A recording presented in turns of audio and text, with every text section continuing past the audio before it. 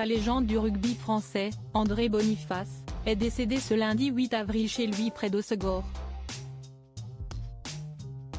Il laisse derrière lui un héritage inoubliable dans le monde du sport. Sa carrière, marquée par des exploits sur le terrain, continuera d'inspirer encore de nombreuses générations. André Boniface est mort ce lundi 8 avril à l'âge de 89 ans. CST à son domicile à Hossegor que l'ancien joueur du 15 de France s'est paisiblement éteint. Connu pour ses talents de rugbyman et son amour pour les Landes, André Boniface laisse un immense vide dans le cœur de ses fans. Il faut dire que le célèbre joueur avait débuté sa carrière au sein du club de Mont-de-Marsan et avait rapidement évolué jusqu'à devenir une figure emblématique du rugby français. De quoi lui valoir un bel hommage au stade local qui porte son nom depuis 2020. Reconnu pour sa finesse technique ou encore son exceptionnelle vision du jeu, il restera à tout jamais une légende de son milieu et sa région.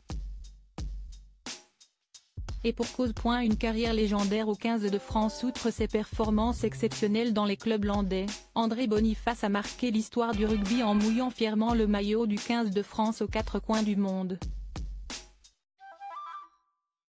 Le centre français aura en tout été sélectionné à 48 reprises. Son jeu, caractérisé par sa polyvalence et son habileté technique, aura même contribué à de nombreuses victoires françaises à l'international.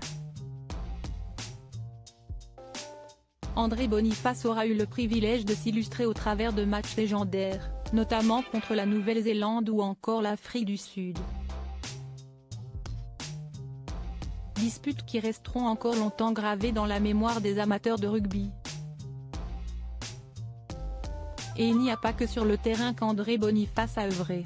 Après avoir accroché ses crampons, le rugbyman a consacré sa retraite à la formation des jeunes talents, transmettant ainsi sa passion et son expertise à une nouvelle génération de joueurs. Sa mort marque la fin d'une ère mais son héritage, lui, est éternel. Cet article a été rédigé avec l'aide d'une intelligence artificielle, relu, corrigé et enrichi par les journalistes de la rédaction.